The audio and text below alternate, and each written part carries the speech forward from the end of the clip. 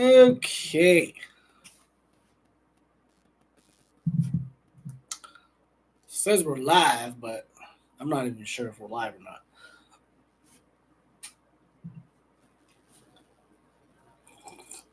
Mm.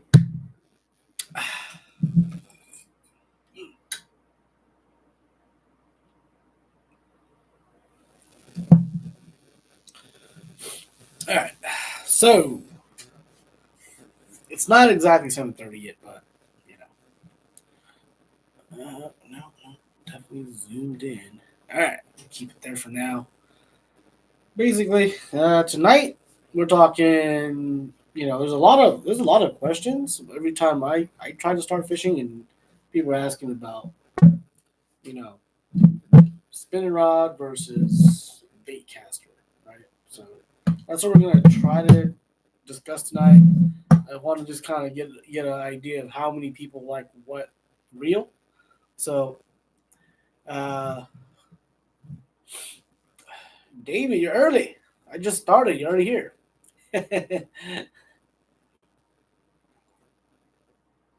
It's nice for you to finally be here on time and not missing.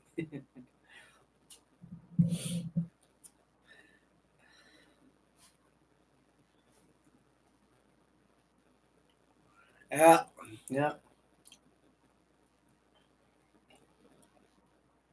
yeah. So there's a lot of debate on this because, like, the baitcaster is an awesome reel. It's just for the guys that don't know what a baitcaster is, because there are those guys too. The guys have no idea what a baitcaster is. Right? That's a baitcaster. It's a left hand model. I'm right handed, but I fish left hand reels. There's another one. This is the ballistic.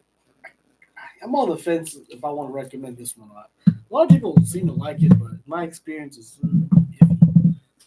So we'll give it a couple minutes. If you have any questions, just throw them up. We'll do my best to answer them before we really start diving into it. Uh, it's gonna be like I said, an hour 30 minutes, just kind of hanging out with everybody who wants to hang out. Nothing too technical, unless if you guys really want to get into the technicals. I'll just pretty much just tell you what I feel about them, how I like them, and in the past, present, future, I kind of what I think about them. So yeah, if you like these streams, give me a thumbs up and keep coming back. So the streams are really much here because uh, when we do videos, we edit a lot, and it takes forever to get to capture video.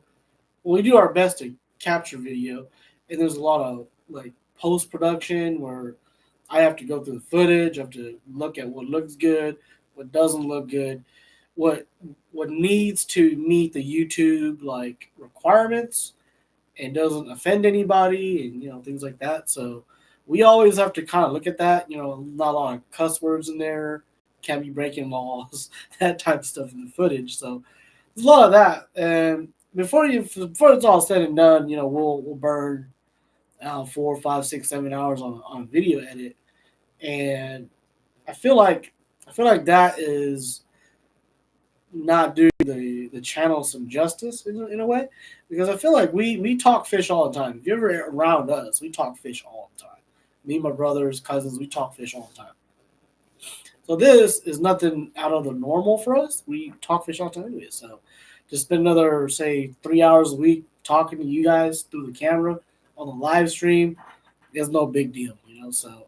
Uh, so that's it's also your chance to get to get live feedback, right?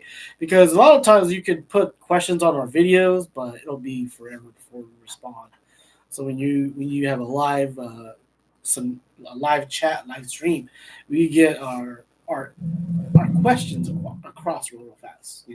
So if you have a question that we've already like say addressed, or say we had an entire video on it, then I'll probably tell you just to go back to that stream. But if it's a new one, and if I feel like I can answer it, say in a minute or so, then I'll just go ahead and do it for you. do a live event. We're working on that. Working on that. We're trying to find a place, a time, and a date. A lot of people have been. You're not the first one to ask, okay? So a lot of people have been wanting us to do a live for the past couple of years, but it always seems like it never matches because we do a lot of tournaments and we do a lot of other stuff that comes up that's not YouTube related. So it's hard to just say, April 25th, we're doing it. But I think we're going to do one this year. Pretty sure we're going to do one this year. I don't know exactly when, so whatever you guys want to do, let me know. We're really thinking doing like something on the river, kind of a definitely meet and greet, but we want to do a meet and greet and then like a fishing event after that. Or we could do something totally crazy. It's still up in the air, but we haven't really dialed it down yet. Okay. All right. So we got five guys on, and we're 35 minutes into it. Give it another 2 minutes, and then we'll start. We're just kind of just going basically the history of me and my reels, right? And I'll tell you guys why I swapped from one to another and back and forth and back and forth, and now we have too many reels. Okay, so that's a good thing maybe for the guys that are coming up in the sport, or if you're wanting to buy something, let's say, just say for somebody, say like your wife, right? See, a lot of guys that are married, if you buy a reel for your wife, she's probably not going to understand the reason why you spent $300 on a reel. So you might want to spend just 50, and she probably can't tell the difference. But if you've been fishing for a long time, and you're just kind of like, I'm getting tired of these reels, these $60 reels that are not smooth, they're not this, they don't cast far, they don't have power, they don't look good, stuff like that. You might want to pick up a nice reel. I mean, it's one of those things. That's how I did it for myself too, is I bought an expensive reel for my birthday. Okay, uh, so that's one thing I think.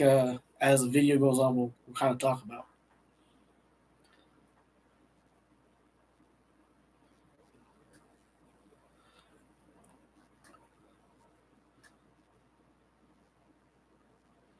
Are you guys going to do the striker thing this year?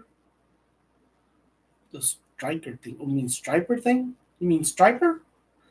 Yeah, if you're talking about striper, because maybe you mistyped a K for a P, but yeah, we're doing stripers, man. This year's full blown stripers. I've already announced that a couple of videos back already, but yeah, we're back in the striper game this year. Tournament fishing, we're still doing that too, but we're not doing it hardcore like we have the past 4 or 5 years.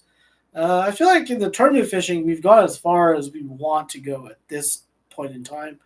I know we were good enough to chase the national events and fish out of the state and stuff like that, but funding for those events is kind of on the crazy side. So put it this way, the tournament life is great, but on the road it gets pretty lonely. I'm just gonna put it out there for the guys that want to go out there. You drive a lot, you do a lot of stuff on your own. I'm actually pretty fortunate because I have my brother that goes with me. But if you're going by yourself, as soon as you leave the house, it's a lonely world. You could go meet up with some people. Hopefully, you have other people to meet up with. But I know a lot of guys that go fish and they're camping at a campsite. So you pull up into town. You may or may not go buy food from whatever restaurant you want to go to. You may or may not have anybody that you know. You might be there for 2 3 days. And when you fish, you might meet somebody at the boat ramp, and that's it. And you're fishing the whole day. You might not see another person, okay? And then you come back, and you might, yeah, that's what I'm saying. So there's a lot of things that you have to consider when you're talking about going like fishing out of state, fishing on tour, like a big tour, okay? And on top of that, the money is pretty big too. You're talking $300 entry fees, and then when you go out of state, you're gonna have to buy some lures. Well, there was another $100 $200. If you stay at a campsite, you might get away with $50, but the campsite thing gets old real fast, so you're probably gonna want to Airbnb of some kind. Hopefully, split the cost with a bunch of guys, or something like that. So the bill stack up real fast, and we did it. Well, at least I did it just to see how good you are, how good you stack with the local guys, the state guys, the national guys. So I got a good gauge of what I was capable of doing, and I'm not the best, just to be sure, but I'm definitely up there. Definitely that top 20% is how I feel. So I felt pretty good about it, but at the same time, it's like that striper tug, brought me back. So, all right, uh, number of bearings matter. Not really. I'll be honest with you. Number of bearings do not matter. I think that's a big marketing thing when it comes to reels. Is you'll see some reels that will be 13 ball bearings, right? And there's another one that's got 8. Okay, I don't think it matters that much, as long as the ball bearings are, well, at least the bearings are where they need to be. Okay, because if you ever compare like a Shimano to like a Fluger, I believe the Fluger might have more bearings in it. But over time, I feel like the Shimano is going to last longer. At least that's what I've seen. Okay. Oh, stickers. Yeah, what kind of stickers you talking about, man? Yeah, plenty of stickers. Speaking of stickers, we got some stickers right here. These are die cast stickers. I don't know if everybody. Yeah, check it out. That's one of the stickers. We never had these for sales, but we had some. We have stickers. We got those. We got the other stickers too. The out of work logo stickers. I can't remember what the price on those were. It's been a while, but yeah, we still the stickers. The out of work, the big frog, this one, the frog one. Uh, I think they're $5, $7, and $12 for the big one. But yeah. All right, let's get started. Okay, so you're here to talk reels. We're talking spinning reels versus baitcasters, and we're gonna pretty much just talk about my life again and how exciting it is because I buy too many reels throughout my life. So basically, everybody starts off. Pretty much everybody starts off with this, some form of this. No, not this one. This one's expensive, but some form of a spinner reel. The spinner reel, a lot of people like just because it's really easy to use. You kind of just flip this up and you put the line between your fingers, right, like that, and as you cast, you just let go, and it goes out like that. Very simple. You reel it, and it reels up the line just like that.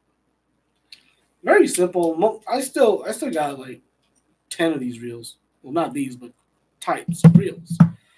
And it was the reel that was recommended to me. I catch everything on them for the first 10 years of fishing. It was nothing but like spinning reels. I didn't even know what this one was. I didn't know what that was. And every time I saw one, I was like, man, why would you ever use this reel? It's so complicated, right? Super complicated.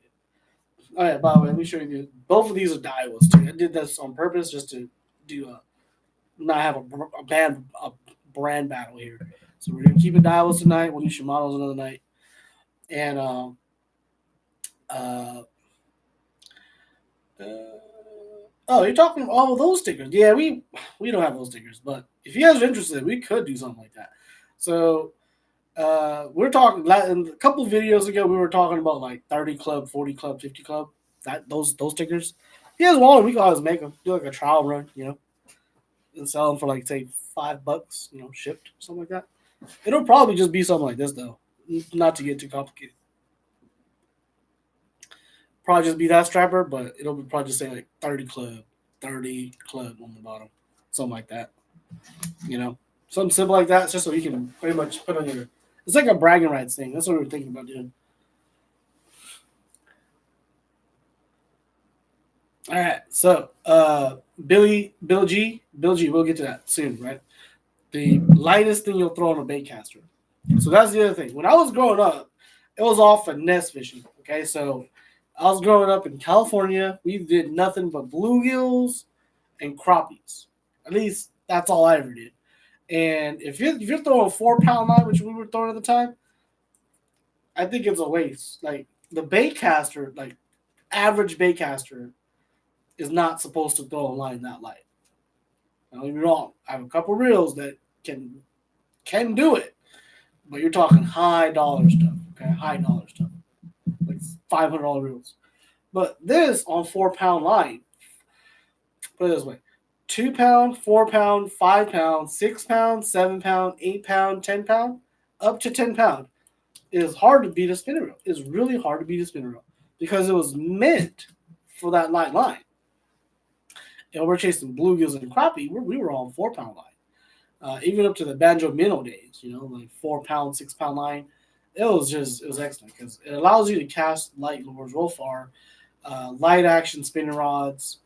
As you can see, there's a bunch of them in the corner over there.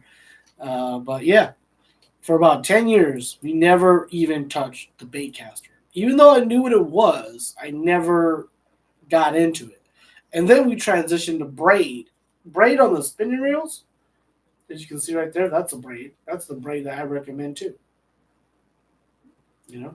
Down right there. It's a cheap braid.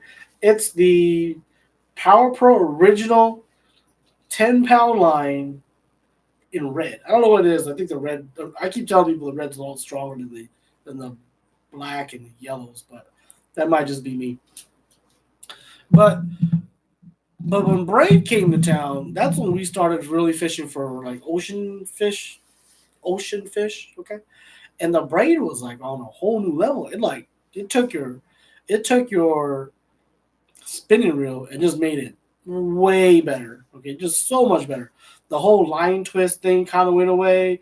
The whole like back in the days, right? I tell you what, back in the days before I went fishing on the next trip, I would never want to spool line the night before or the day of the fishing trip because the line had memory or it didn't have any memory. That's the problem. It still wanted to like bow out real big, so I never reeled. Well, I never spooled line the day before the trip. I would always want to spool like a week ahead, because I knew if I spooled it the night of or the morning of, you might as well bring some scissors with you because you're gonna start cutting that stuff midway through the day. Because I think everybody's seen it where you go, you just whip a cast and bird nest comes up. So we never did that. But braid solved all those problems and all the bad hook sets at distance and stuff like that. Braid solved all them problems. So we were really introduced to braid year 2000. I think my first pack ever was spider wire. Whatever the spider was, it's not the stealth. Stealth came out way later, but it's just spider wire. And I think I bought the 20 pound or the 50 pound, and it was awesome. It was awesome until you got a bird's nest, and then you couldn't undo it. So there goes, I think it was probably $10 a spool at the time, but there goes $10. And at the time, line was pretty expensive. I mean, we're using the cheap. What was it? Zepco. It was actually called Shakespeare at the time, but Shakespeare OmniFlex line. You can still buy it right now. It's cheap. As a matter of fact, I got a pack to do it. But it's like I think it was like $3.50 or $4 for 300 yards. I think it's still that cheap.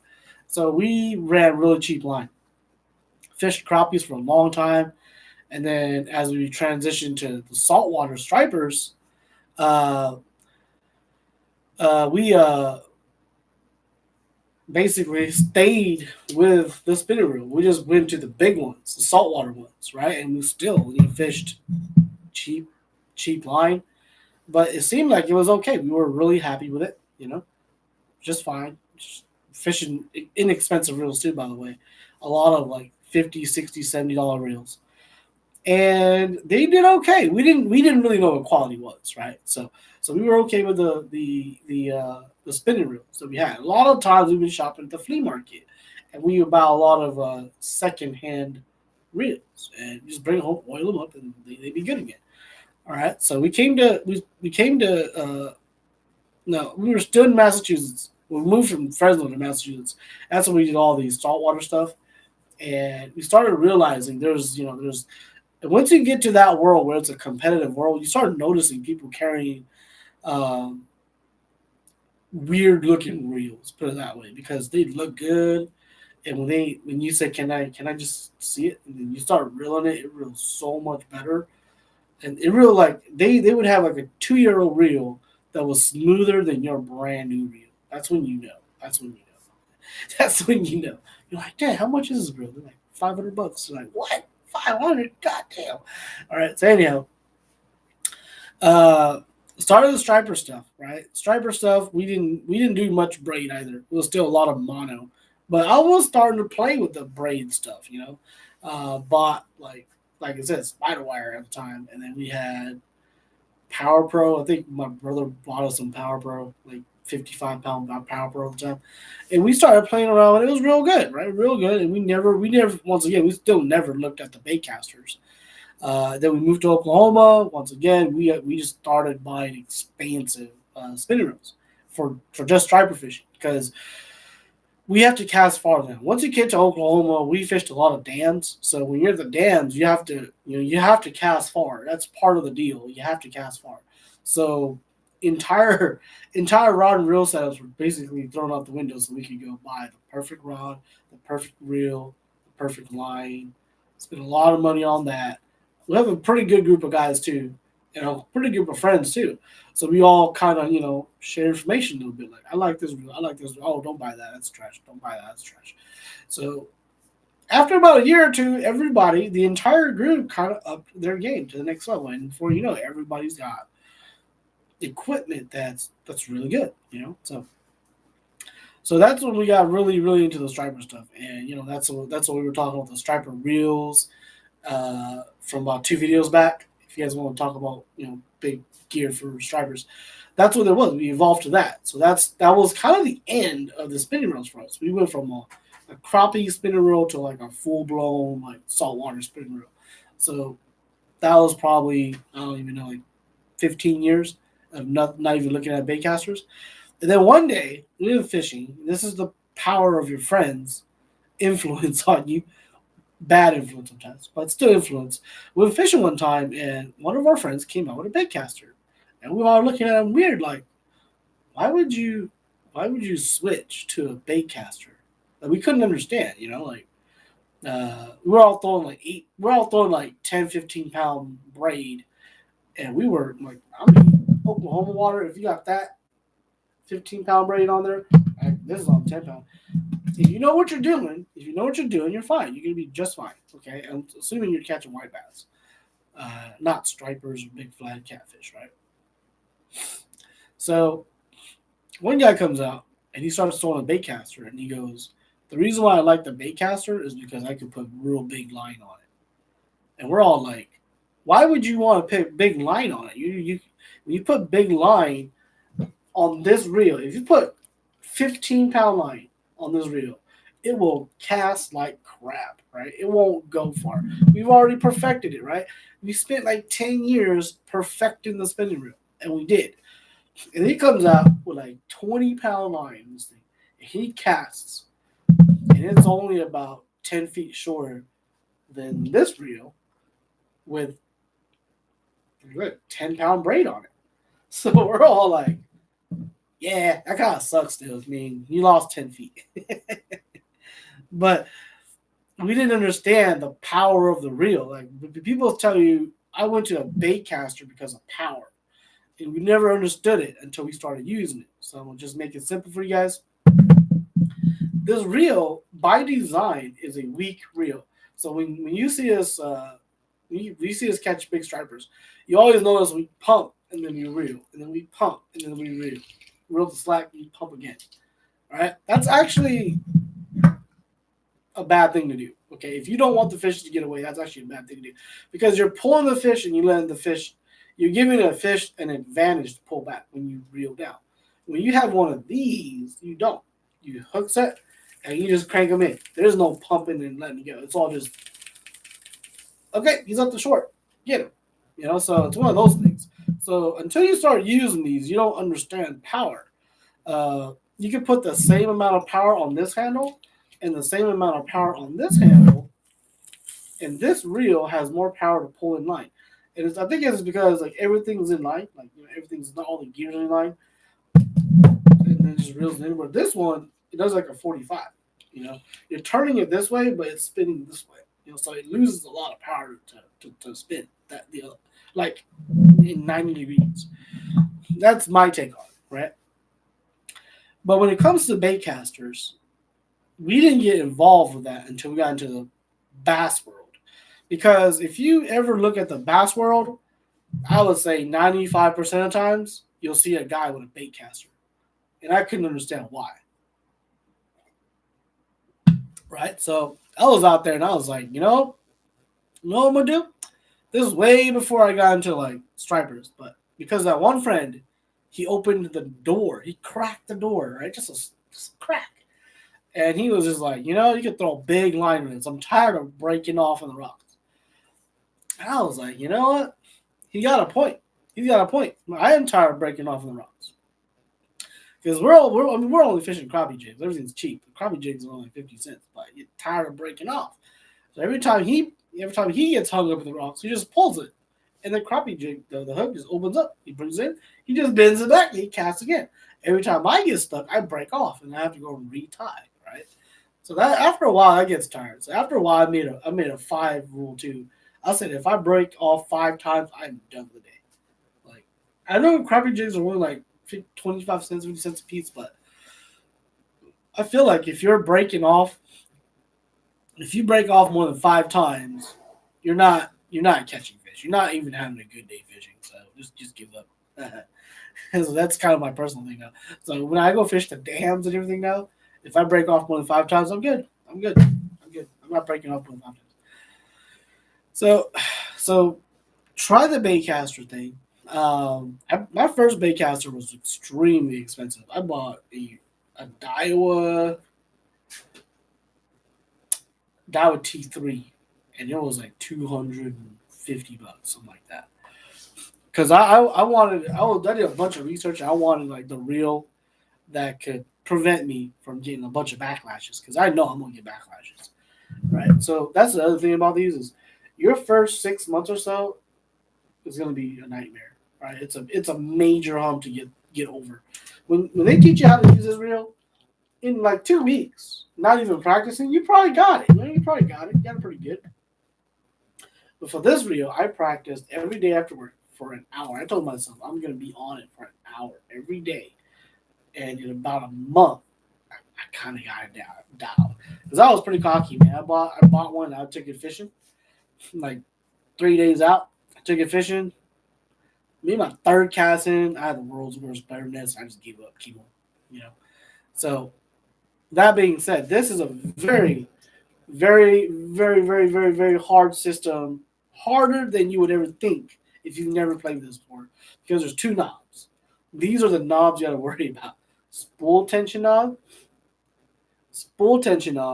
and a magnetic knob. Okay, so there's no real way to explain this. There's no way anybody can explain this because everybody likes these settings differently. There are no settings on this. There's no settings. Everybody has the same settings. Everybody has different settings on this. For me, I like it kind of loose. I like everything loose. So you could cast with it. You could use your thumb. Your thumb is like a third thing that you could use, and it can get real complicated real fast. But the trade-off is this offers a lot more control. It offers a lot more power, and it offers a lot more gear ratios. So that's one thing that these guys don't offer. Okay, for the majority of the companies out there, when you buy a reel like this, there's only one gear ratio.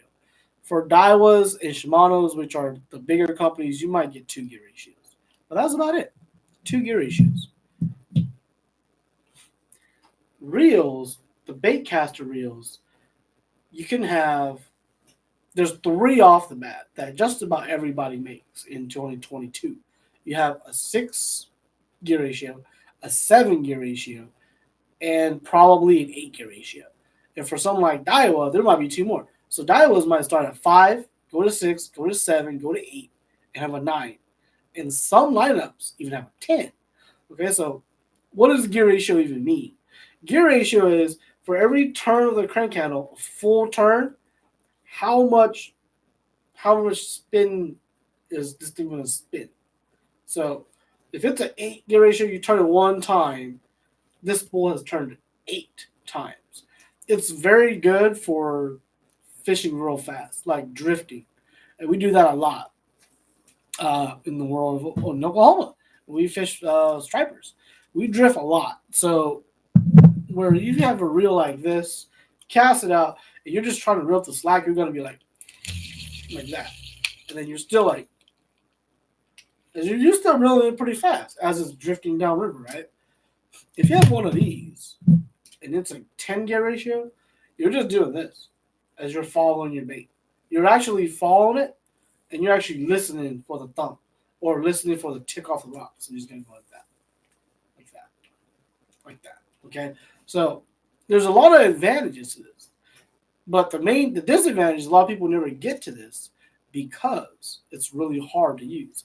I have a lot of cousins that have bought these and they after about 6 months they just throw it in the closet and they never use it again because they never got over that hump. So when you're trying to learn one of these, you gotta be committed. Like you gotta be, I'm gonna learn this because I want to benefit off of the benefits. Okay.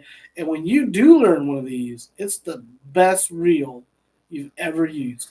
Okay. So when we started bass fishing, I just did it just because I figured, the bass pros, they are being paid to fish. They have a choice between this and this. Why are they using this more? And that was a question I just had to answer for myself. And I was just like, look, if LeBron James or Michael Jordan can pick any sneaker they want to play, right?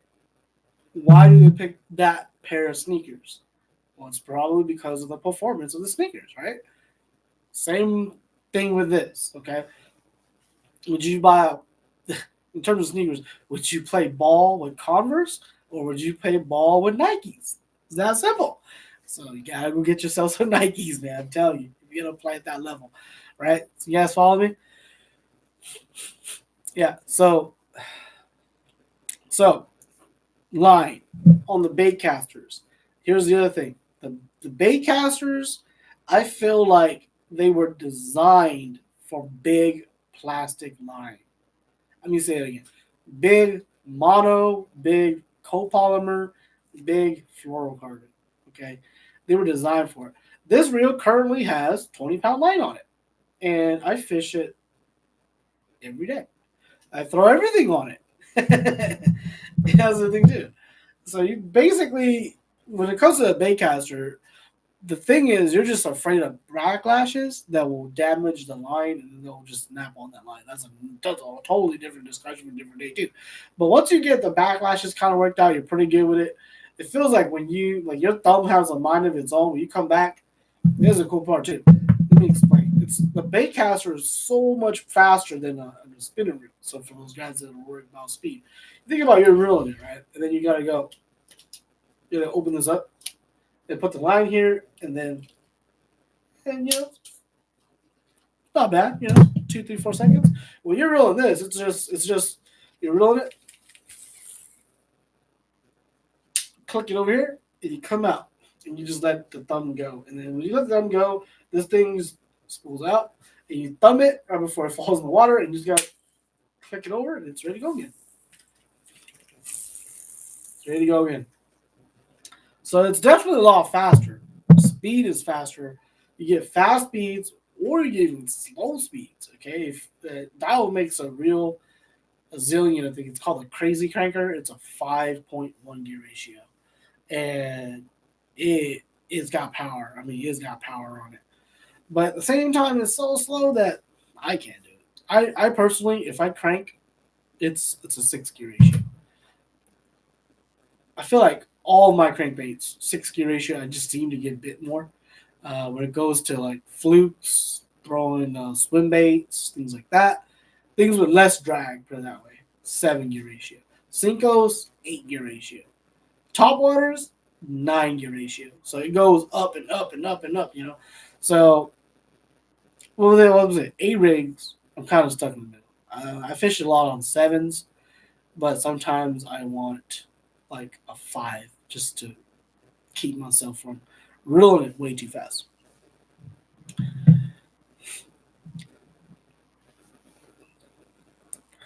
Yeah, that's the other thing too. So you can skip with this. You can skip with that. But ain't nobody gonna be like, oh, he's a good fisherman. If you skip with this, they're like, that guy pretty good. That guy pretty good. You know. So some of the Daiwas, some of the Shimano's, they have really good braking systems on it that'll help prevent backlashes. So the Daiwas have the SV system, and then the Shimano's have like I forgot what it's called, but it's like a little microchip thing. DC, I think it's called DC.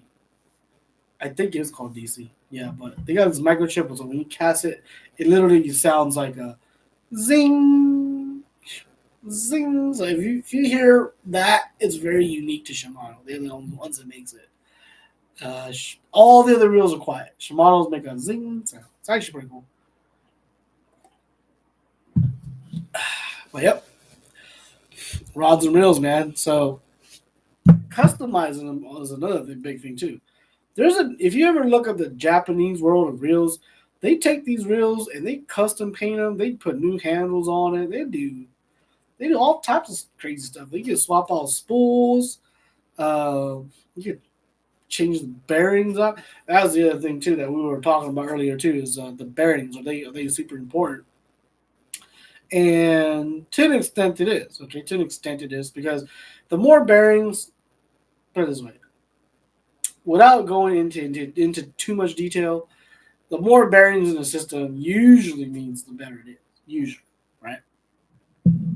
But just because it has a lot of bearings does not mean they're high quality bearings. So that's why I kind of feel like the Daiwa, the Shimano brands, even though if you compare it to other brands, they might not have as many bearings, but the bearings that are in there, I feel like they're slightly better quality. So you don't need a bearing everywhere on a reel too. It'd be nice because if you ever pick up a Shimano Stella, the Stellas and the Daiwa Saltigas, those reels are loaded with bearings, and when you spin one of those that's got like 13 bearings, you compare it to another $200 reel with like 13 bearings, it's on a totally different level. Totally different level. And when you hook up on a fish and you're cranking it, that Shimano just got so much more power than another brand X with 13 bearings. Because here we go. Give you a great example. Let's see.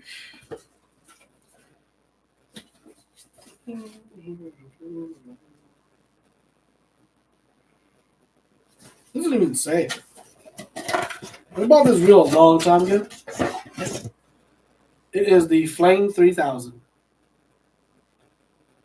right? From Pacific Sun. Okay, this is brand new, right? Like I've had it in the box for a little bit, but I've never even put brand new line on it, right? Brand new reel. No, it's not like you can feel it. It doesn't have as much power. It's not as smooth. It's brand new, right? And then you take a look at my Daiwa. It's about 3 years old. Oh yeah, more power. It makes a little bit more sound now just because it's been used, But it's more power. It's definitely smoother. It spins longer, but it's used. That's all I'm saying. It's used, right? And this, it's not bad, but that's a $60 reel compared to $200 reel. Full disclosure. Full disclosure. All right. So when you get good at reels, you start getting preferences, right? So Hooked Up says, yeah, when you're pulling umbrella rigs, you want more power. That is absolutely true. If you're on an umbrella rig, you better be throwing it on a baitcaster. Better be throwing on a baitcaster. And I tried. I tried on this. I tried. These reels just struggle. They're on the struggle bus when you're throwing an umbrella rig on that, or an Alabama rig on that. And we're not even throwing like a full size of Alabama rig. It's just like a medium size. It struggles. It struggles to go. But when you got on like a 6 or 5 gear ratio for one of these things, especially a 200 size, it got some power. Put it that way. It's got some power. All right. And on top of that, these reels are smooth. When you crank them, it feels right. There's not a lot of wobbling. Like there's no wobble effect on it. But these, There's a wobble effect. Look at it. You can like when you hold this reel, see how it wobbles like that? It wobbles all over the place. Like it wants to wobble. It's not balanced. See that? It's not balanced. This is pretty balanced. It's pretty balanced. It's not gonna move anywhere. And that's another thing that a lot of people don't understand is if you're fishing all day, if you're trying to detect a very, very light bite, if you can, a baitcaster setup is going to be better with light bites. Things like you're slow winding, and you're trying to feel the bottom, you're trying to, do all that stuff. Stuff that you kind of have to imagine. A baitcaster's got to be. Baitcaster's where it's at. Deep diving crankbaits with a big bill. That's true. I got a dedicated reel. It's a 200 size Daiwa with an oversized handle, 103 millimeter custom handle. So that's what I throw on a big deep diving crankbait. So that's the option for a crankbait. Crankbaits, reels, things like that.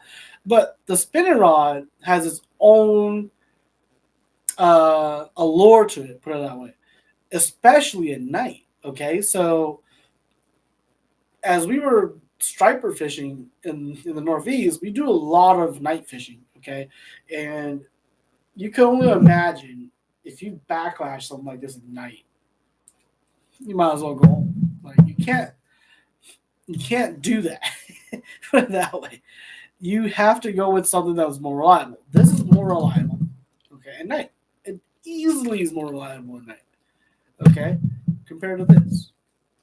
Even though this has more power, it has all the above.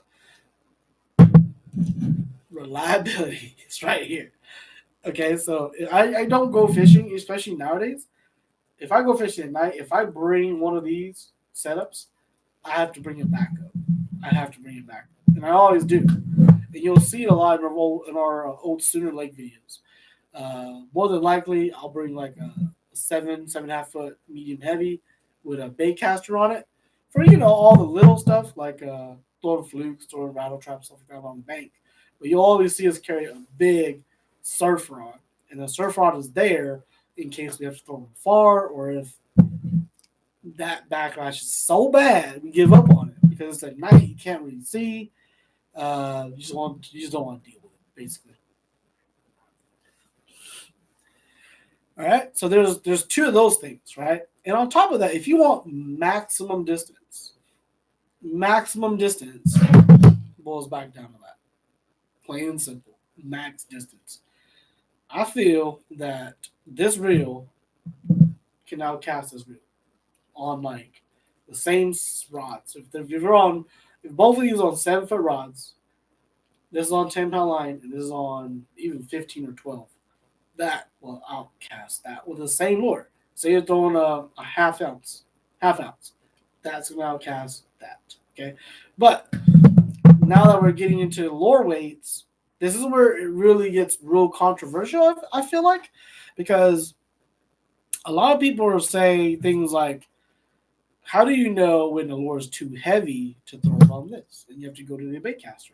That's a really good question. That's a real good question. So if you talk to all the professional fishermen, they'll usually give you this answer. If it's a quarter ounce or less, stay with a bait. No, stay with a spinning rod. Meaning, you're throwing like small worms or you're throwing like a wacky rig. Anything that's weightless, like you have your wacky rigs, you have your flukes. I don't know, anything else that's like that, right? Throw it on the spinning rod, put 8 or 10 pound test on it, you'll be just fine. And that's what they'll tell you. And I would agree with that 70% of the time. Just 70, just 70. So, what if your lure is bigger than a quarter ounce? Well, bigger than a quarter ounce, I would say this guy, right? And I would agree with that 70% of the time also. So, why would you say you're not 100%? It's because I have too much exposure to the world of fishing. That's why. There's certain scenarios where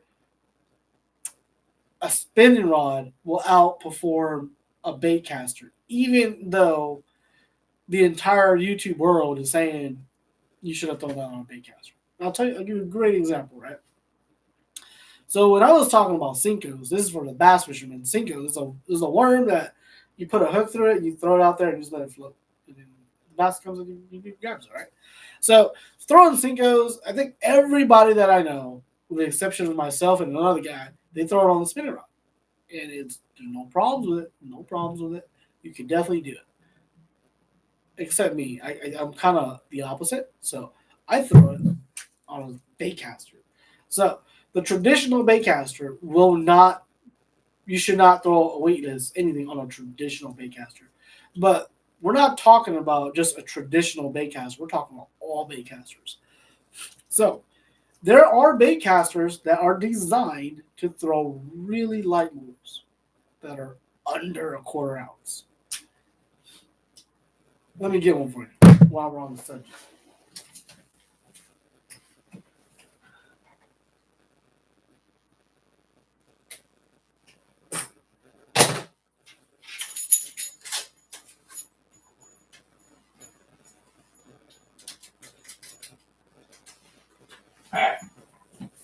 This is the reel I'm talking about. Don't recommend it unless if you're a true diehard fisherman. This is the Daiwa Steez. It says Steez right there. You see it? There it is. Steez. Expensive. Expensive, expensive, expensive. I bought it for $400 and that was on sale. This is a $500 reel. Yeah, it's freaking nuts. It looks almost the same, okay, but it's got all the coolest gadgets you can ever get in a reel. That's why it's so expensive, right? And one of the main things is when I bought it, I didn't even know. Like I said, birthday present for myself. I just wanted a real nice reel, so I bought one. And I started doing all your conventional things with it, like throwing top waters with it, throwing square bills, throwing all this other stuff that a regular reel can do just fine. Like a regular reel can throw top waters just fine. They can throw crankbaits just fine. They can throw, you know, traditional stuff like a half ounce to 3/4 ounce. That would just do just fine. I would throw it on my steez, and it'll be all right. But I felt like, man, there's got to be something else to this reel, right? Why does it cost so much? Besides being like super lightweight, so you're talking like a 9 ounce compared to a 6.5 ounce, so it's super light, right? So I just bought it because I wanted a really super light reel, and I did. But then I hated these handles because these are real small handles. You know idea how small these handles are, right? So you got small handles, right? I'm a big fan of big handles. This is a 90 millimeter handle, and this is only, I believe, an 85 millimeter. Okay, so I was fishing it, and I would throw some bigger crankbaits on it. I was just like, man, I really got to start cranking hard on this handle. And I was like, man, this sucks, you know? Like, I was like, man, this sucks. I can't believe I wasted $400 on a reel. All right. And then I started doing some research, and lo and behold, they say this reel is designed to throw really light lures. And I was like, really?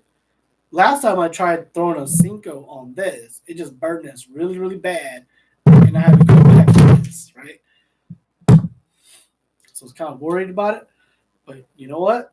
I threw a Cinco on this, and it was magical. I mean, it was magical. And that's something that most people will never tell you about, is to throw a Cinco, a weightless Cinco, on a high-end reel. As far as I know, there's only a couple brands that even attempt to do this. Daiwa does it very well with their SV systems on the Zillion and on the Steez. Shimano does a really good thing with the Metaniums and the outer bearings as well, but we're talking high-end reels. Uh, Abu Garcia MGX Extreme, same concept, designed to throw really lightweight stuff. Look at this. Look at this swim bait. I throw. This is my dedicated swim bait. This is a 3.3 on a quarter ounce ball head. Altogether, it's a little bit over a quarter ounce, but it's not exactly quarter ounce. And on top of that, this is actually a 3.3 inch bait. I throw a 2.8 also. The 2.8 is even smaller. It's about that. And it chucks it far too. It chucks it far off the steez. It's crazy how good it is. Not as far as spinning reel, but at the same time, when you're throwing something like that, you're super finesse. You're just throwing it out there and letting it pendulum back to you. You fish in deep water more than likely. It's excellent on the Ned rig. See, no one will tell you that, right? Throw a Ned rig on a baitcaster. No, everybody throws a Ned rig on a spinning rod, right? So there is an exception to the rule. There's always an exception to the rule. Okay, that's all I want to say on that. Uh, Lost my train of thought. Oh, yeah. Lightweight lures, Ned rigs, flukes, excellent on the fluke. It skips so well on the fluke too. But can you muster up $500? That's up to you. But it's so good. It's so good. It's so good. I bought another one. That's how bad it was. Yep, that's how good it is. Uh, I bought another one. Actually, I owned four Steezes. I own four Steezes. Two of them were the latest and greatest. I got one that's a generation back, and another one that's like four generations back. Before they got into all the crazy like braking systems and everything, but man, this reel is it's ungodly. It's ungodly how good it is. And when people think the more expensive the reels, they're designed to throw more heavier, tougher. The reels are built better. They're tougher. They can do all this other stuff. They're more susceptible, less susceptible to corrosion. No, that's not always the case. This reel was not designed for you to go beat on it. This reel was designed for you to do finesse stuff with it, sink of worms. For the guys that don't want to do this because they understand this is a lot faster. And don't get me wrong, this is a 7 gear ratio. This is only like a 6.2. And I feel like if I like my gear a little bit, this is kind of personal preference, but if you like your gear, you're very comfortable with your gear, you tend to fish it longer and you tend to get less fatigue as you go through the day, right? So, lures. But there's an exception to every rule. I'll go the other way too. For example, throwing a frog, right? So we're talking bass fishing now. Well, actually, we never left bass fishing. Frog fishing over matted vegetation, like super thick stuff, hundreds of yards of mats, right? Everybody will say, get yourself a baitcaster, 85-pound braid, 65-pound minimum.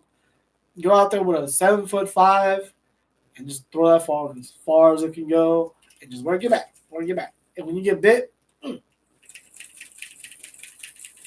right? Both of them. Wrong answer. Wrong answer.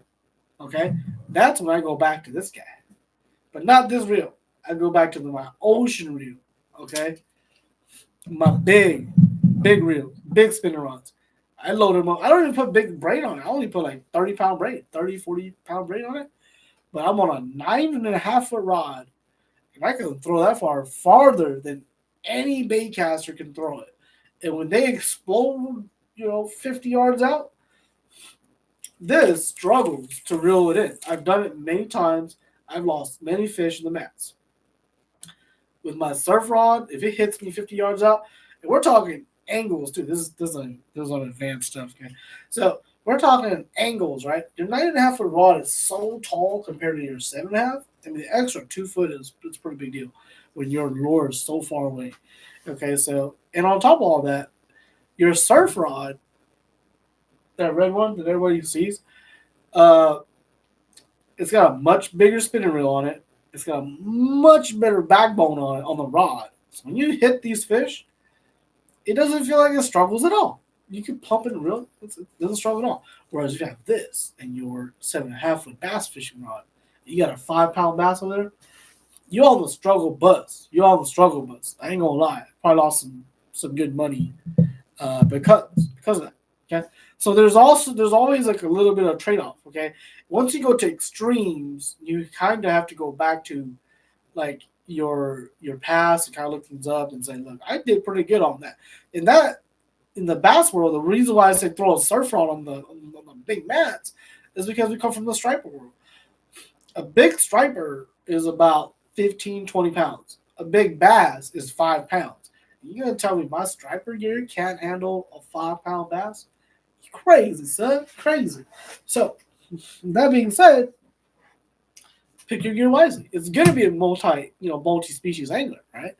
And then if you go back to crappie jigs, like a single crappie jig, I would probably say, This is still pretty good. A single crappie jig, like a 1/16. Once you get down to that level, 1/16 4 pound test, it's hard to beat. Yeah, they probably want to go back to that. Right. So when I'm throwing Cinco's, I put 30 pound braid in here. It goes out, and I put it on like 20 pound fluorocarbon. I put a big old hook on it, and I just throw it on the shallows everywhere I go during the spawn. This happens during the spawn, but I do that because I understand that during the spawn, you're very likely to hook up on a big fish, right? So if you got this on 6 pound line, 8 pound line, and I'm on 30, who do you think is gonna win? If a big bass bites your little sinker worm and it starts running, and it doesn't matter if he runs into the grass or if he runs into open water, you know, I would rather be on 30 pound braid. Just saying, just saying. I'd rather be on 30 pound braid. Let me know if you agree.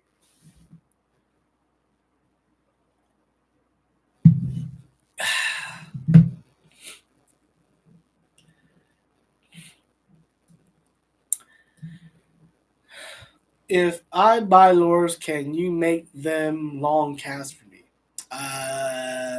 Probably not. I'll be honest with that. We're actually contemplating. We're thinking about building a line of lures. Let me know if you guys are interested. Right. So we're thinking, haven't built them yet, but we're thinking about building some long range lures. Just because we talk about them so often, and people don't want to do it. You know, they could easily go buy the lures and just weight them down themselves and have fun. But I understand a lot of people, one, they probably don't have the tools for it. Two, they've never done it before. And three, they don't have the time for it. So we're thinking about releasing our own line of lures. And they will be top water. Okay. And there's going to be those lures that you see us throwing the videos where it's going to go 100, 130 yards. That's what we're thinking about doing. So basically, we're going to be selling you some loaded plugs. Loaded plugs. Thinking about doing that. It's good for the striper world too, striper and bass world. Uh, but we haven't decided if we want to do that yet, but we might.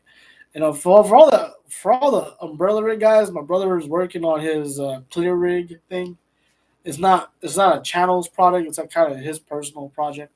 So if you guys are interested in that, he's gonna drop that batch hopefully before the end of the week. And if you guys know what I'm talking about, go watch the video we just dropped yesterday, the striper video.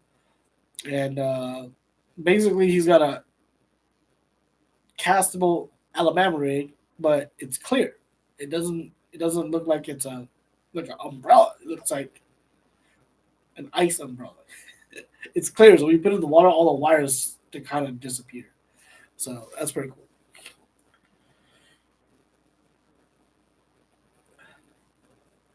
Okay, so if you're starting out with a baitcaster, it always depends on your price range. So if you're starting out, truly starting out, and you're starting out with a spinning reel, I'd say, oh, damn, we got line ball stuff. Because it all depends on your price point and what you want. So if you're thinking under $100, I would say stay with the Fluger company. They make good reels for under $100. If you're sticking with a spinning reel, if your budget is under 250, because we're gonna jump right to that, this is actually a pretty good reel. This line of reel. Actually, I don't recommend this one. Between this one and the Shimano, I go with the Shimano. Shimano, the Stratix. The Stratix are really good. It's a really good product line. The Stratic. This is the ballistic LT. Yeah, LT ballistic. It's like a $230 reel. But my 3 years with it, I'm not 100% sold on it. Not 100%. I do like the Stratic. I have three Stratics, and they're all good. So Stratic, Shimano Stratic is probably where I would say most people will just get to, and they're completely satisfied with it. If you are just like one of those guys that's got money burning in your pocket, step up to the Stella, man. You're not gonna be disappointed. That Stella at like $699. It's priced, but Woo, that reel's nice. My brother's got one. It's nice. It's a nice reel. It's a real nice reel. And when it comes to baitcasters at $99, and you can find these. I think these are like 130. These are really good, like starter reels. You're not supposed to throw real light stuff with it, but I got three of these, and I've had it for about a couple years now. They're still chucking on. I've never oiled them or anything. But this is a Daiwa Tattoo reel. It's the one that's got the little like spider on the side. I don't know if you can see that, but a little spider on the side right there. There you go. But and it's got the yeah tattoo on 100 size. That's it. 100 size. It's got the little red marks on the back. You know, little red marks right there. It's all black. Nothing fancy about it. But it's a beefy reel. It's a beefy reel. I think it's like 100. I think it's 150, but you could usually find them on sale for like 125. I actually bought these on a deal, $103 from Bass Pro Shops. So for a while, the Bass Pro Shops had like an eBay store. They must have screwed up or something. I bought two of them for 103. This is right when they first came out too. So somebody must have should have typed 153, but they typed 103. So I bought two. But that's a good reel to have. And then, like I said, if you from this on up, this will probably do everything you want. Like it's a great all around reel. It's beefy. It's got the big handle on it. It's got the T-wing system, which is really unique to the Daiwa brand. I really like it. I think it's pretty smooth. I think it's pretty smooth. Uh, from that reel, there's kind of two directions you go from that. So this is the 100 size. If you need something bigger, say for like a deep diving crankbait, or you're gonna throw umbrella rigs, throwing big swim baits, you'll probably want to go to a 200 or 300 size. But if you want to go the more finesse side, then like I said, you can always go to this. That was Steez, that was Zillion. The Zillion and the Steez were almost the same thing. The Zillion, I believe, just has more traditional metal, where this is magnesium. Anytime you say magnesium, that price just jumps up like $200. That's just kind of what it is. It doesn't matter if it's a baitcaster or a spinning rod, just skyrockets. Tatula over the Corrado K. They're about the same. I mean, to be honest, the Corrado K, I feel like it wasn't that special. Because I actually bought one and I don't even use it to this day. Somewhere over there. I'm not that big on the Corrado K. I'll be honest. Some of my Shimano buddies, they're kind of like Corrado K is like, it's iffy. All my Daiwa guys like the tattoo books. They feel like you got a lot of bang for the buck. Where the Corrado K, everybody who buys a Corrado ends up going to the Crown Arc. So I can't really speak for that, but that's just what I've been told.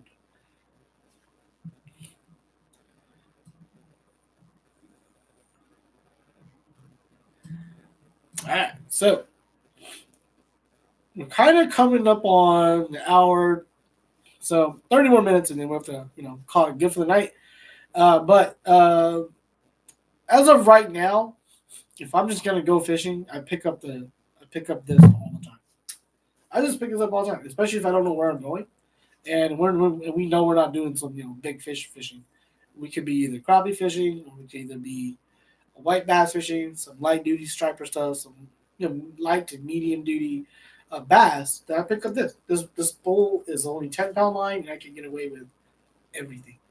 Everything. They can do everything with it. Multi species. You could do bass. You can't punch with it, but you could throw. A lot of stuff. You can't throw a spinner bait. You can't throw a chatterbait, nothing like that. But you can throw a swim jig. Not swim jig, swim bait. But this is actually my bass setup. Swim bait. Finesse swim bait. You can throw that on it. You can throw this on it. Rattle trap. Definitely throw a rattle trap on there. Rattle trap. Or you can jig deep. Jigging. 10 pound line. You can do that too. But yeah, I mean, I'm at the point where I'm comfortable with everything. And if we're dam fishing, then more than likely you're gonna go back to this, right? More than likely you're gonna go back to that.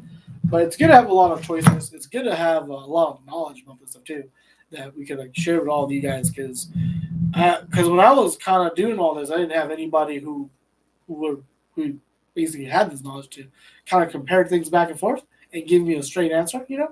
So you guys are pretty fortunate, man. The 11 guys are watching right now, pretty fortunate. Any questions you got, I feel like I could kind of answer them, or like I said with the chrono thing, I have people that have run through that problem and kind of shared some information with me, and I could bounce it back to you guys. So one, you can make the right decision. Two, you could hopefully don't waste money. So if I had to do everything all over again, a lot of times I keep telling my brothers like either you buy once or you buy twice. So uh, if you can afford the better equipment, just go ahead and buy the better equipment. That's my thing. Because if you buy the cheaper stuff, then more than likely you're going to be replacing it in 1 or 2 years, or worse, it doesn't do what you want it to do. It doesn't do a good job at it. So it ends up like waste money, waste time, and now you have a reel hanging out. Nobody wants to, nobody wants to use it. So rod, the baitcaster setup. Pick a rod, pick a rod reel, and then depend for the rod. It kind of depends on what kind of fish you're trying to go after. If you're picking, okay, so the world is spinning rods too, right? Spinning rods and spinning reels versus baitcaster rods and baitcaster reels. On the rod side, the spinning reels tend to be more like medium and lower. Medium, light, extra light, ultra light, right? That world. Whereas the baitcaster world, they kind of really start at medium heavy, extra heavy, and extra heavy. Okay, so you can kind of see the spectrum there. But there are, once in a while, there's a little bit of mix. Okay, so for me and for just about everybody, they always tell you for a baitcaster, a 7 foot medium heavy is the best all around, and they're not wrong. They're right. But it depends on what you do with it. If you want to get a baitcaster, but you're going after crappie, then don't get a medium heavy. That's too much power. Get a medium. It'll be perfect. And if you get if you're targeting bass, see a lot of people say 7 foot. I'm in the other boat. I'm more of a. I want to buy one rod that can do everything. So I would say 7'6" medium heavy. A lot of people say 7 because you can do all types of stuff with it, and that's true. But for me, I want a longer rod because one, I could throw bigger things on it, and two, I could chuck it farther. Okay, so 7'6", it's a little heavier, but I feel like if you buy a 7'6", that rod will stay with you for a long time. Like my very first baitcaster rod I bought was a 13 fishing Omen Black. It was a 7'6" medium heavy. It's pretty nice for a year until my brother broke it and they had to replace it. Then they replaced it with another one. I still got it. It's sitting right up there. It's now my dedicated punching rod. Dedicated. So that rod doesn't go anywhere anymore unless I'm going punching. Or it's either punching or, don't get me wrong, striper fish off the boat is pretty cool too. If you're going to throw a little magnum spoon, you guys see what I'm talking about in our new video intro? We throw a little magnum spoon, that 7'6" is money. Okay, so 7'6" is real too. 20-pound fluorocarbon on there. That giant, like, 7-inch spoon. You just ripping it off the bottom, like ripping it. Oh man, it's magic. It's magical. So that's why I see. That's the thing about it, right? So for all the guys that are following today because of bass and have never striper fished, I kind of want to know why you guys even bass fish. If you're not say, is it because you've never been exposed to the stripers, or is it just because that's what all your friends do? Because in reality, if you're not tournament fishing, this is my opinion. If you're not tournament fishing, then you need to do something that's fun. Okay, so bass fishing is pretty boring half the time. I'll be honest, it's pretty boring half the time compared to striper fishing. Striper fishing is always fun. It's always fun. It's always fun. Okay.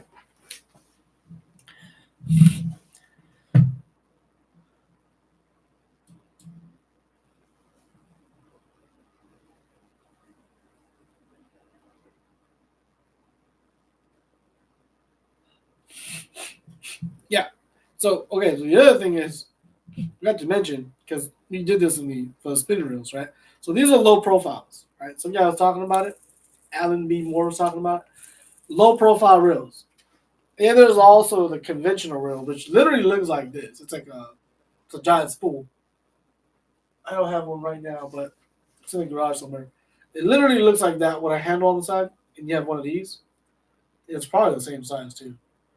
Okay, I'm not a big round reel guy just because I have smaller hands, and then my hands grip this perfectly. And on top of that, the big round baitcasters, they're so much more heavier, and they can hold a lot more line, and I just don't need that much line on a baitcaster because I feel like if you're on a baitcaster, you're really not there to throw long distance. You're really there to do more accurate cast type stuff.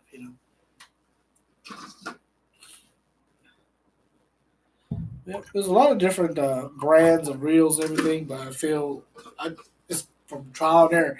I fished Lew's, I fished Shimano's, I fished Daiwas. I hear the Duckets are I heard the Duckets are trash.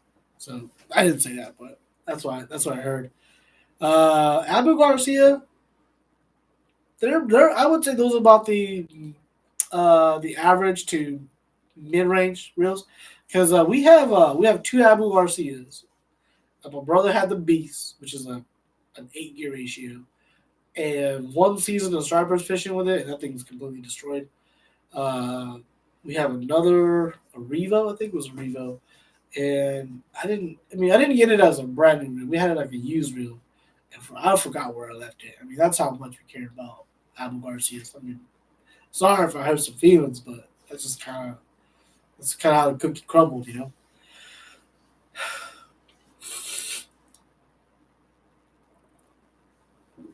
Yeah, Dominic.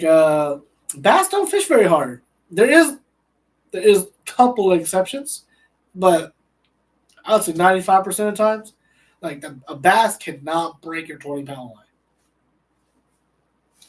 I'm just gonna say it, a bass can't do it because I've had moments where I was just like, I'm not in a tournament and I want you to break my 20 and it won't break it. So I don't know.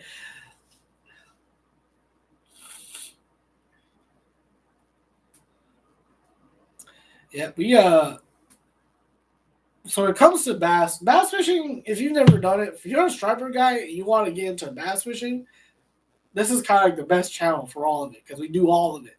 So there's a lot of channels that do strictly bass, a lot of channels that do strictly stripers, a lot of channels that do strictly boats, a lot of channels that do strictly kayaks.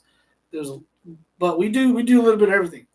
So we have a lot of knowledge from different platforms. Like I was telling some of the guys earlier, it's like most people would tell you to do this, but I think you should do that, and it will definitely work better than what the other people are telling you to do.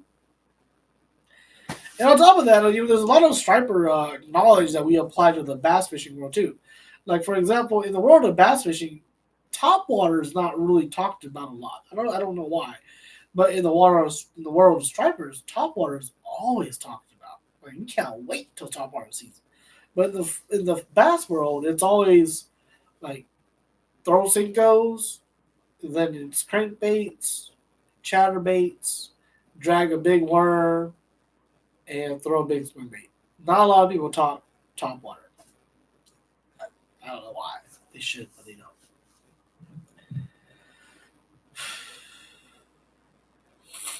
Have you ever fished for steelhead or muskie?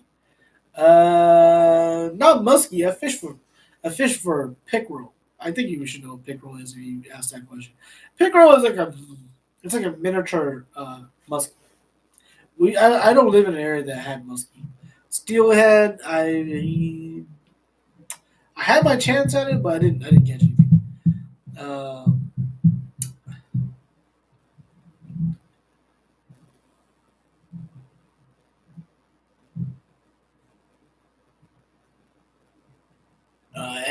Alan, you know what you're talking about, yeah. So I'll just relate that back to Daiwas, okay? If you look at this reel, this is made in. I don't know if you can see it, but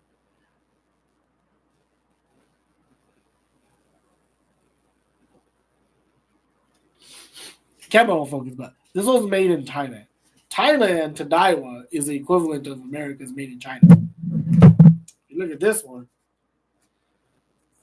I can barely see it. Let me scratch off this dirt that's on here. See, that's how you know people use their reels. If they show it on camera, it's got dirt on it. It's legit. This one says made in Japan. Made in Japan. On top of that, it's got an individual serial number on it.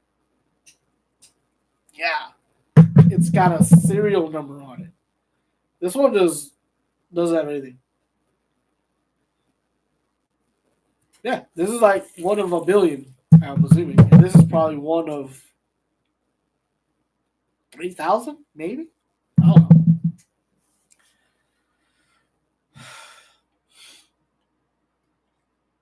Mm. Steelheads are the only fish I put above a hybrid fight. I've heard a lot of good things about it. I've heard a lot of good things about it, but I just never had the chance to really pursue them. But that might change. That might change in the future. So coming up on an hour 15. So we're pretty much done for the night. I think I covered a lot of good things for the guys that are wanting to know the differences between the reels and how I use them, and different scenarios when you might want to use different things, and you kind of think outside the box a little bit too. And I think that's what keeps an advanced fisherman kind of ahead of the curve. So I don't know what your backgrounds are, but if you want to pursue fishing as a career, or if you want to, just have fun with it, you have to start thinking outside the box a little bit, because there's every day now there's more and more and more fishing people coming onto our lakes, and there's more and more people doing the same thing. So if you got to change it up a little bit. And when you do, you'll be rewarded. So the past video, I don't know if you guys saw the video we dropped yesterday. We went striper fishing, right? No one goes striper fishing midday. Nobody. Like, everybody wants to be there crack of dawn or the crack before sunset. That's the only time stripers will bite for the most part. But if you go against the grain and you feel confident with what you're doing, you could go to the midday. And that's basically what we did. We didn't get there till 10, and we left at 3. And a lot of people are like, why don't you just stay till dark? Because some people go out at 3, they stay till 7. That's usually prime time. But, if you're confident in what you're doing, you can pretty much go whenever you want. For the reasons of, you avoid the crowds, all the negative things about it. So you kind of avoid all that. All right. So any questions on reels, rods, reels, and oh yeah, I didn't answer one question. So the first rod, like I said, 7'6", medium heavy for the baitcaster. I feel like that's the best one. For the spinning reel, a 7-foot medium is probably the best, because it's an all around thing. I mean, if you're asking that question, then more than likely you're still you're looking for an all around option. Now, when you get to okay, well, I need something that can throw like a 1/16 ounce jig head, then at that point I'd say go long, 7.5 foot, 8 foot, medium, light, throw it. Okay, but that's not what you're saying. You're not asking for specifics. So I would say, if you're not asking for specifics, then I'm assuming you're just looking for like an all around rod, like best bang for your buck. Because when you get to the really specialized stuff, it is pretty much just that. That rod would suck at everything else, but it is great at that one little thing. Okay. Come to Ohio. We might be traveling the state a little bit, so we might come up that way actually. Um, Maybe to Minnesota during the summertime, do some fishing up there. My brother's been wanting to do this kind of. It's almost like a New Year's tournament, bass fishing tournament.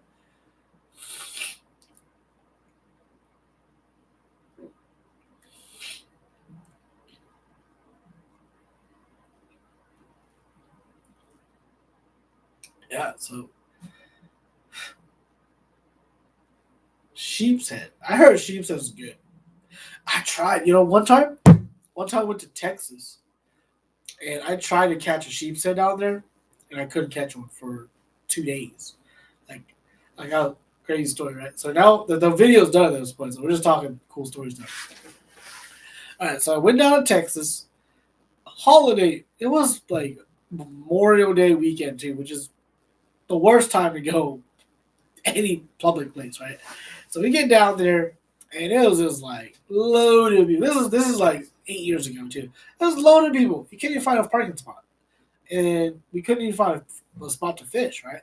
So everyone's always telling you just go buy shrimp and throw shrimp. So I was like, all right.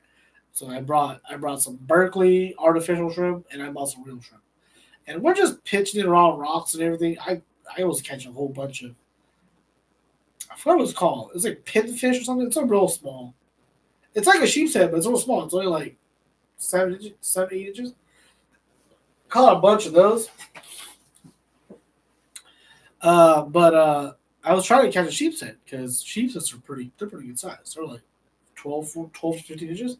I tried the whole weekend. My goal was to catch a redfish, a sheep's head, a sea trout, I think is what it was called, and uh, I was trying to catch a Jack Crevelli too, but I couldn't get those. The only one I actually caught was a sea trout. Pretty proud. Bunch of undersized trouts too, and I caught like 6 or 7 like mackerel, the traditional mackerel and the king mackerel. I can't remember which one it was, but caught a couple of those. It's pretty good times. But funny thing is, as soon as I gave up, this one like kid caught one like 5 feet away from me, a sheep's head. It was a good one too. It was like probably like 14, 15 inches. I was like, dang, wrong place, wrong time.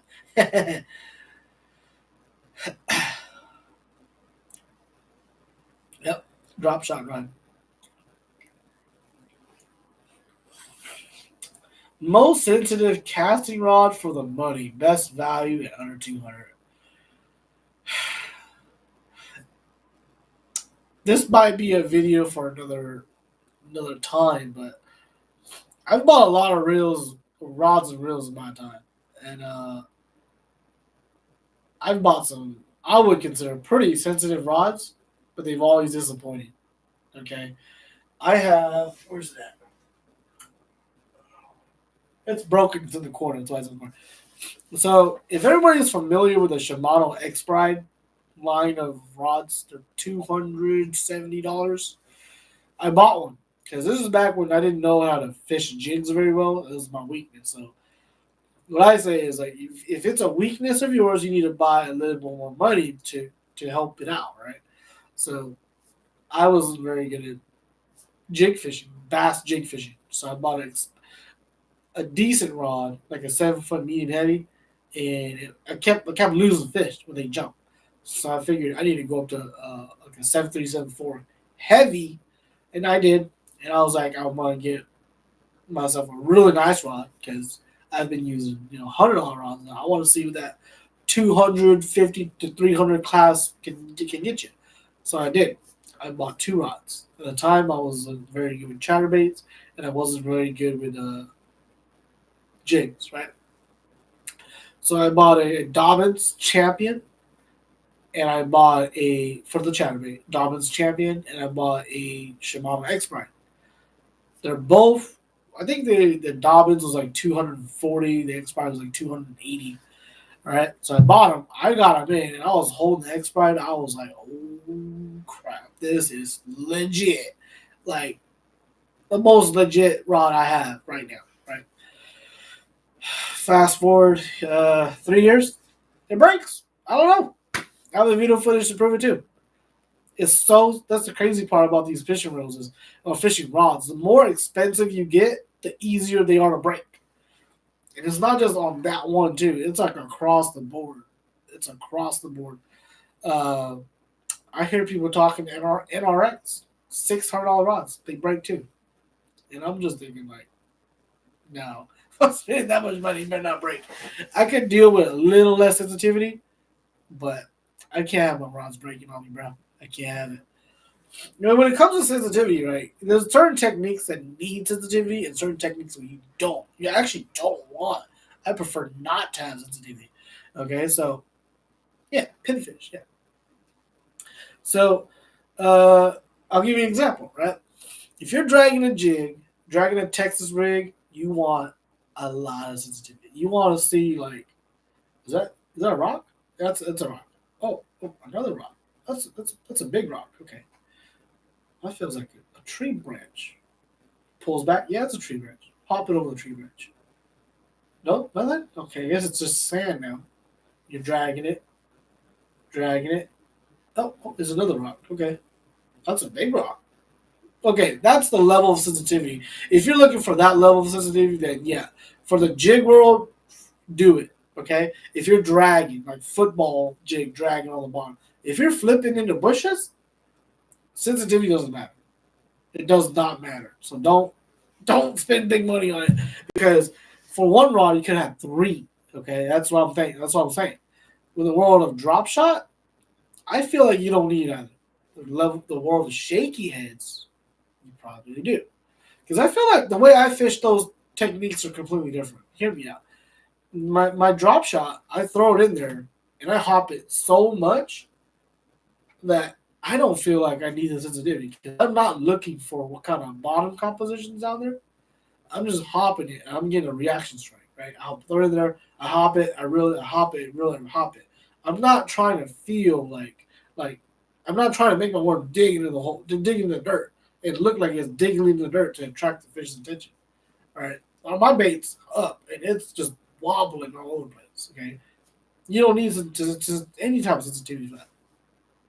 Shake head's a little bit different. Shake head, you're back to the drag and the jig issue. Okay, so you want some sensitivity. The world where you don't want any sensitivity is a chatterbait. Chatterbait, you basically you don't want any sensitivity on it. You just want a rod, probably a heavy rod too. You don't want a light rod. You want a heavier rod. So because when the chatterbait vibrates like that, a whole day of that, it actually messes up your operator. You want to check it out? You just barely want to feel it. Barely want to feel it. And then when it gets stuck on say, some grass, you want to rip it. You want enough backbone with that rod to rip it. And that's it. That's all you gotta do. Just keep going. Because I feel like if it's too sensitive, then you don't give the fish enough time to eat it or properly eat it. Okay, I know it sounds kind of weird if you know what I'm talking about. It sounds kind of weird, but that's just what it is. Like I'll give you an example, right? My Dobbins champion rod, I feel is overpriced compared to my there it is right there, my Quantum KVD cranking rod. Okay, that's an excellent chatterbait rod. Brand new, it was $150. I bought it from Walmart for $70 on clearance. Excellent rod. Okay, for chatterbaits. And nobody will tell you that besides me. So I bought that rod. See, this is how I know. I bought that. I didn't have a chatterbait rod, right? I bought that rod. I was catching fish pretty good on it. I was like, no. This got to be something better, right? I go out, I buy a dedicated chatterbait rod. I keep losing fish. I switched to the Dobbins. Did a lot better. You're wrong. You got a lot better with that. But it all comes back to it. Value. That's what you said. Value. Right there. They don't make it no more. If you can find one, I'll give you the specs, right? It is the Kevin Van Dam cranking series from Quantum. Quantum doesn't even. This is like a 5-year-old rod, right? So it's the 7-foot medium heavy, and it's the Tour edition. It has to be the Tour edition. If it's the Team KVD, it's not that good. But the Tour edition, freaking money, man. I'm telling you. Some people don't tell you. So if you see it on eBay, just buy it. I mean, when you pick it up, you're like, this is so heavy. Why is it so good? You'll understand when you start fishing it. You'll understand when you start fishing it. That's all I got to say about it. Yep.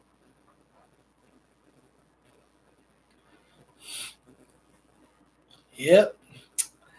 You know what I'm talking about. The guy in the comments was like, KVD rods, man. KVD rods are excellent for what they were designed for. He himself even said it's the number one copied rod out there. Okay, so he designed it. He's probably the king of crankbaits, and everybody copied his design. It's that simple. So for all those guys that are getting rid of those quantum rods, for cheap, let me know. I want to buy them.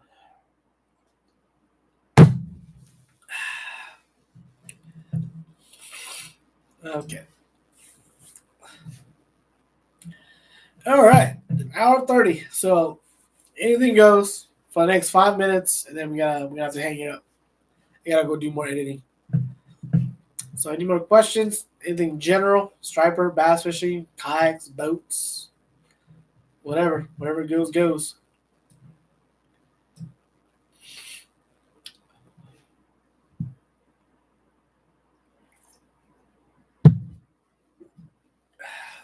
We're getting more and more guys in on these videos too, so more and more good questions are coming up. So if you have friends that just that don't fish at all or want to get more into fishing, this is an excellent way to kind of get them into the world of fishing because when they're around a group of guys, online or not, that like fishing, they are more likely to spend more money, and then two, be better fishermen, and we can always meet and eat stuff, and uh, we'll have more fun. Would you recommend underlights on kayaks? What do you mean by underlights? You mean like crappie fishing lights?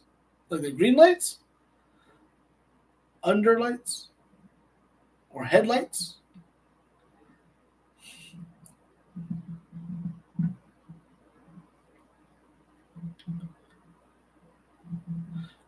I'm stuck on braid to leader on everything, including cranks.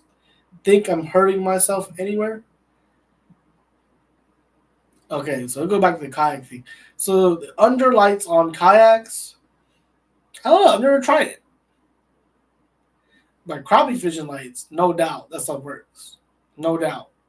If you're crappie fishing at night, you better have a light. That's all I gotta say. Because we used to fish without them. It did all right. Like when the sun goes down, they'll bite for the next 30 minutes or so. But if you have a light, they'll bite for hours. That's the crazy part that not a lot of people tell you about. Tell you, crappie lights are a must. Fishing night, crappie lights are a must. So if you can rig that to a kayak and if you're staying stationary, that's the thing too. If you're on a kayak, you have lights, you should probably be stationary. You shouldn't be like moving around. This is a cool idea for you. I was thinking about doing this one time, maybe in the summertime, but like take an anchor and take like a I don't know a big basketball or something, and not a basketball, but just something you could tie a rope to and have a battery. Imagine like a floating basket or something, or a floating box, right? So you can put your battery in there and then you anchor it to the bottom, and then you dangle your green light and it's powered, right? So if you're actually on a kayak, you want to move around, but you want a light in the water so you can come back and just fish that light. So a lot of times, like we hang our light over the boat, and I think it gets real noisy, and then the crappie kind of don't come into the light. Whereas if you hang something, and you can kind of leave it. There's no activity. I think more fish come to the light closer, so you can leave, come back, and just fish on the outside of the light. I think that probably would be best. I haven't done it yet, but that's at least my idea. And all those great fishing trips we have, it starts with ideas.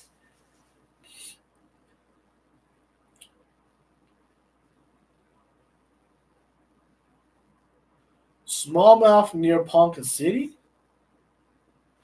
Hold on. I wonder if that lake I'm thinking about is near Ponca City.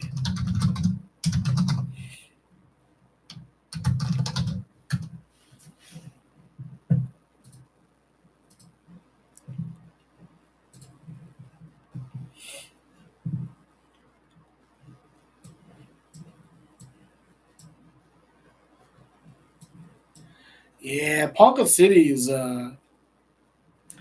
it's in the middle of nowhere. So you got Sooner. Sooner, I don't think Sooner has any smallmouth. For smallmouth, you have to go to Uluga Lake, but the population there is not very good either. Probably the closest spot to you be Skytook. Skytook has a good population of smallmouth. Because I know, because when I go to Skytook, I chase smallmouth.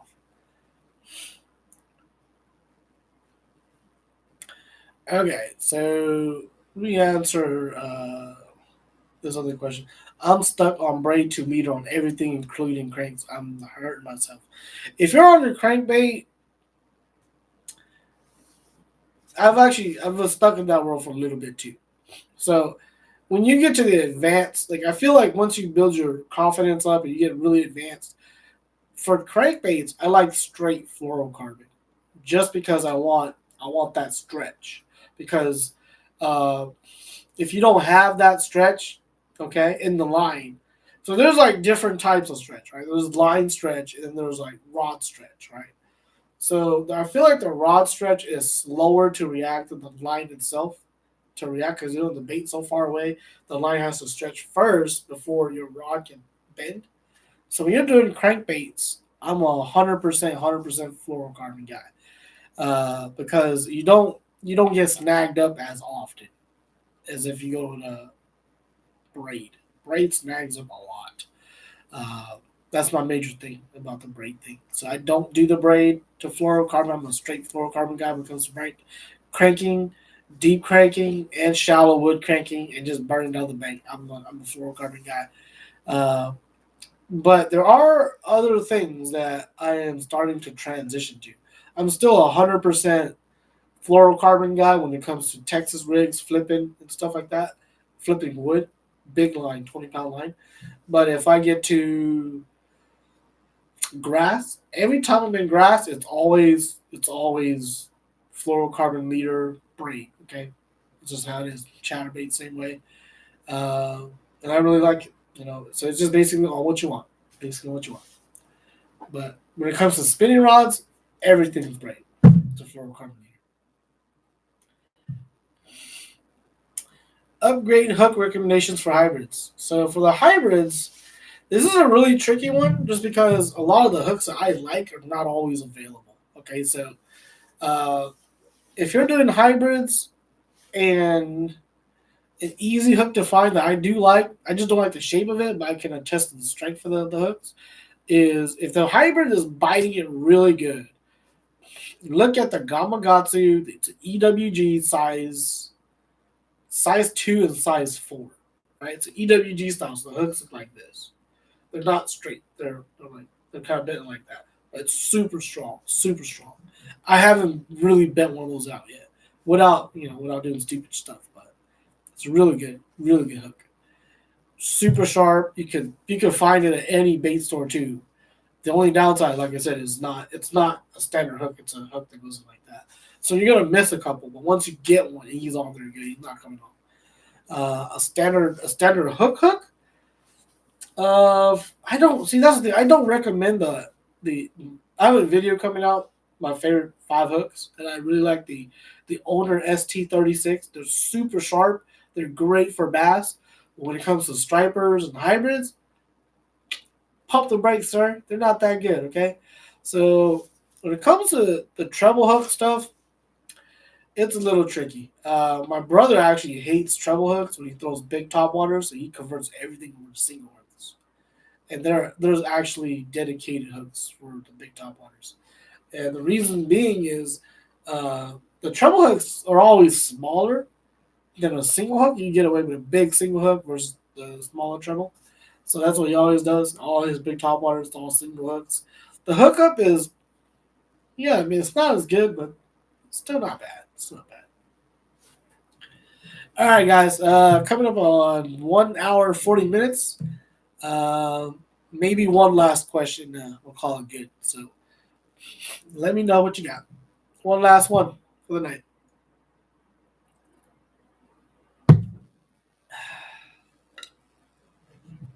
Got 12 people on and 19 thumbs up. So if you didn't give me a thumbs up yet, go give me a thumbs up.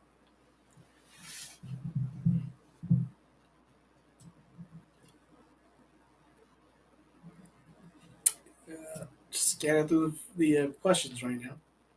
A lot of good questions tonight. A lot of good questions, especially for the bass night. A lot of think usually the bass night's usually a little calmer. The striper night's crazy. So, brand of frogs, man. All right, since this is the last question, I'll give you the brand of frogs. Basically, anything you can buy from the store. Don't touch it. uh, there's two frogs that I throw. There's two. I used to throw the Spros and the Booyahs. Not that good. Okay. There's a brand called Scum Frog, and very popular frog, don't get me wrong, but there's one in the whole entire lineup that I really like, and it's called the Launch Frog. Like if you're gonna launch it, okay, the Launch Frog is really, really good. When it comes to frogs, you know, if you throw them and then there's water inside, you have to squeeze them. Yeah, you don't do that with the Launch Frog. It was designed so you'll never squeeze it, and it's beautiful, beautiful, perfectly designed frog. Everything you want a frog. The hooks are perfect. You don't have to bend the hooks out when you pull them out of the package. Every other brand of hook frog you have to do. This comes out of the package. Just trim the legs down a little bit, and it's ready to fly. And it's like hookup ratio is excellent. It's always sold out on Tackle Warehouse. So you might want to order them now because next month's gonna be all sold out. Yes, it's called a launch frog. Launch frog. Real good. The other one I throw, but this is a traditional like straight head frog. You know, there's another one called a popping frog, right? So every time you work it, goes bloop, bloop, bloop, bloop, bloop. The only one I throw is from Terminator. Terminator has what I feel is the best popping frog, but the hooks kind of suck. Okay, so for the hooks, you want to swap them out. Swap them to Gamakatsu frog hooks. I think it's the 3/0 or the 4/0, the biggest one they got. Put that in there, it's done, dude. It's done. I want money on that so I can test. Hey, that's some good stuff. Okay, so because that was the last question, you guys got the goods on that. For all the bass guys, I'm not even joking, man. Those two frogs, you can put that against the world, man. Spros ain't gonna touch it. Molex not gonna touch it. All the exotic Japanese brands not gonna touch it, man. I'm telling you. And on top of that, like this, I like to throw the weird, funky looking frog colors. You know, you could throw natural or wait, so this thing is for the frogs when it comes to colors. Never look at the top of the frog. It's all about the belly of the frog. So when you go pick out a frog, look at the belly. Don't look at. Do you even look at the side? Look at the top. It's all about the belly.